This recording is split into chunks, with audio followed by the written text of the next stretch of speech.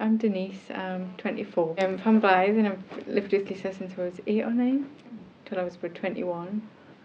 I'm Lisa and I fostered Denise for about 12 years. She used to clean my bathroom once a week. Still like that now. Obsessed with cleaning.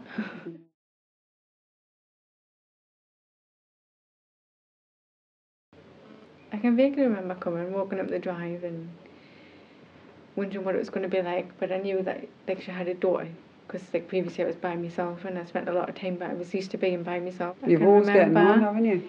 Yeah. And getting some new clothes, feeling really special, because I wasn't used to having new clothes. I can remember that bit. And I remember she sitting in the chair and she had a habit of going sniffing. And I can remember seeing the door when she went to bed. Bah, I couldn't hear her standing because she sniffed all the way through it. But as time got on, that was because I think she was nervous and anxious because she was in a place. Yeah. You stopped doing that really quickly. I think the more you felt you fitted in, the less anxious she was.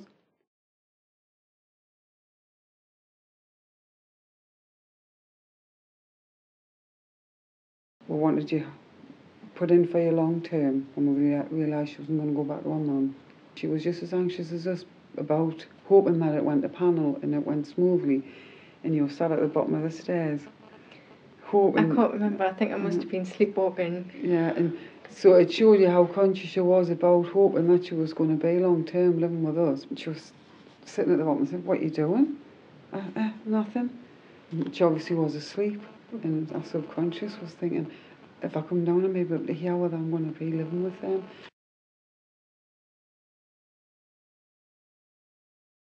I remember my first birthday party.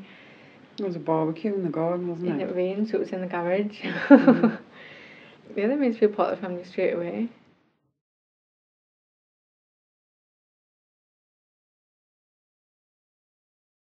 I got a choice as well, didn't I? I can remember them asking us like what I wanted. And obviously I said that I wanted to stay there.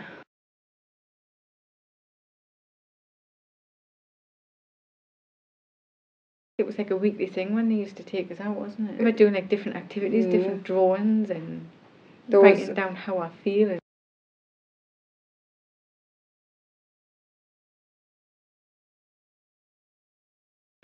We had to change our schools because she had what we call stigma at school. You got picked on, didn't you? Yeah.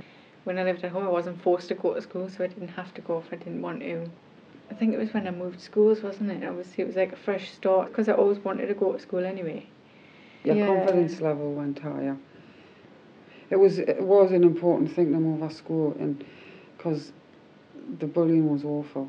Things they used to say to her and that. And I mean, if she'd continued there, she might have been a different person. Yeah. And then when she started college, you went through a patch at the beginning where you didn't think that you could do it. Yeah. We knew she could do it. We knew she had the intelligence, but she didn't. And this one day she decided she didn't want to go anymore. So Big John said to her, "Right, you're not sitting around here all day." So you had gone out and you'd walked around bored rigid, didn't you? And you come in and she said, "I've had a good thing to do while I've been walking around and I want to go back to college." And it was the best move she ever made. Because I think if we had just said nothing, she might never have gone back. And she wouldn't have what she's got now, degree behind her and everything. Well, I did childcare because I wanted to be a teacher originally. I wanted to go into teaching.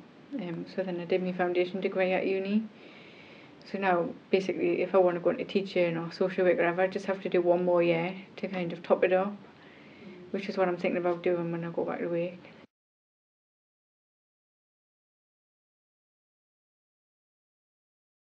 Well, for me, for my personal situation, it was a good thing. Obviously, every situation's different and every child's background is different. But for me, it was the best thing.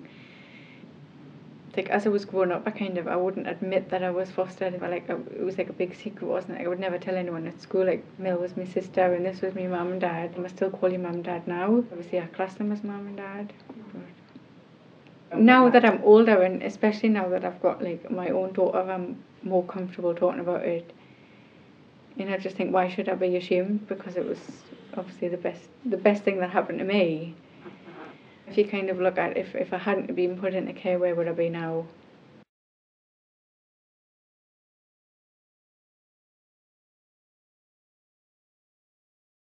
Well, I encourage quite a lot of people to actually, like my partner's mum's looking into doing it, and I'm trying to encourage her to do it as well, because like, it's something that I think I probably want to do when I'm a little bit older, because it's had such a positive impact on me. I would want to make it, even if I could make one child's life better by doing it, then I would. So like I can see from both sides the impact that it has, like being passed around or being settled. Mm-hmm.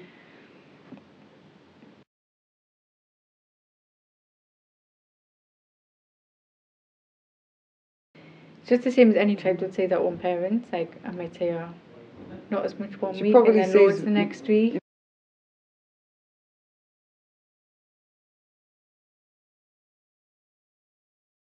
There's only one thing that gets me about fostering. Sometimes TV can be really negative about fostering, as if it's a bad thing. I think that's probably one of the reasons why I would never admit that I was born up in care, because people kind of stereotype you, oh, foster children, they're all trouble, they get into drink, they get into drugs. So I was kind of worried that people would brand me like that if I was like that. Mm-hmm.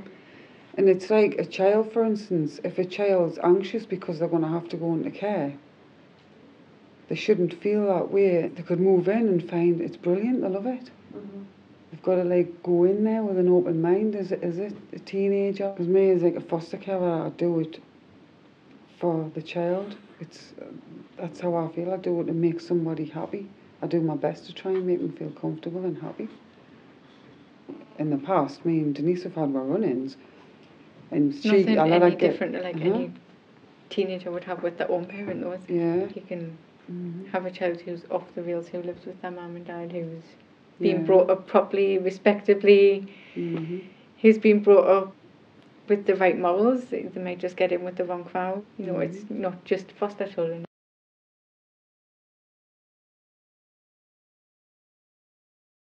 People say, how do you do it? Looking after other people's kids. I say, I love it. But there is times it's really hard, mind. That's why I've got to have a very open and understanding mind. Well, if I hadn't been fostered, I probably wouldn't be the person I am now.